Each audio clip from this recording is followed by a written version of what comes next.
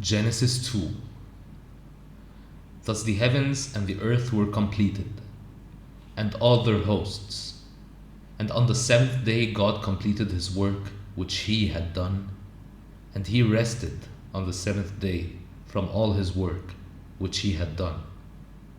Then God blessed the seventh day and sanctified it, because on it he rested from all his work which God had created in making it.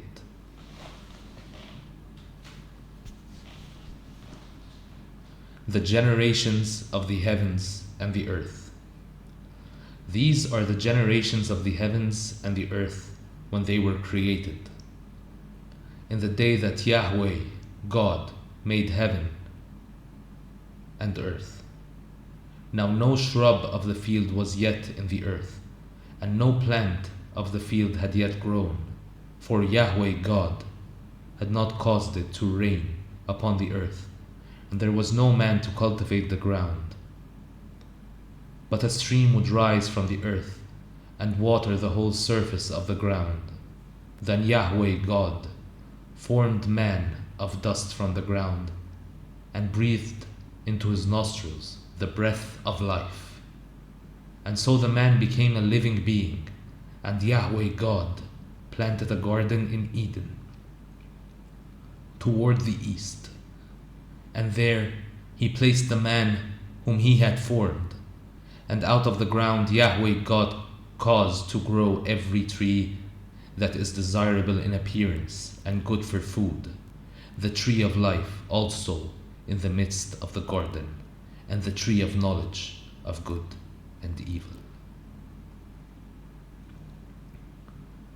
Now a river went out of Eden to water the garden, and from there it divided and became 4 rivers.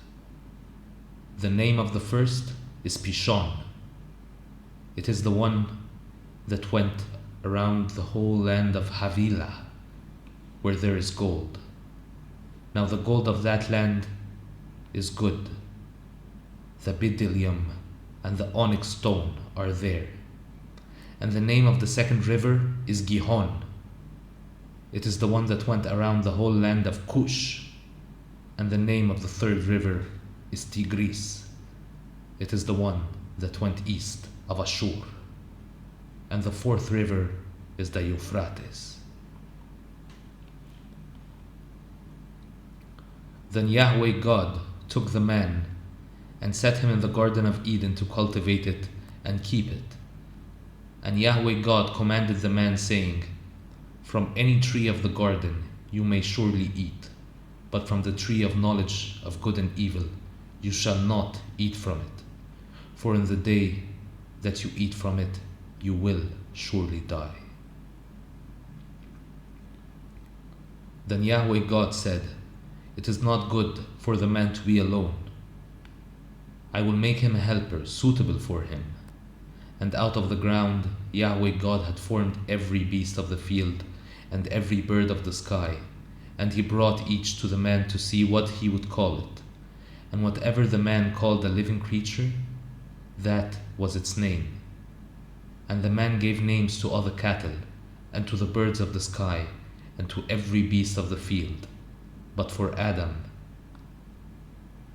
there was not found a helper suitable for him. So Yahweh God caused a deep sleep to fall upon the man, and he slept. Then he took one of his ribs and closed up the flesh at that place. And Yahweh God fashioned the rib, which he had taken from the man, into a woman, and he brought her to the man.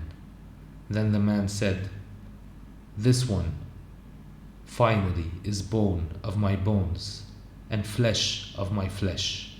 This one shall be called woman, because this one was taken out of man. Therefore a man shall leave his father and his mother and cleave to his wife, and they shall become one flesh. And the man and his wife were both naked and were not ashamed."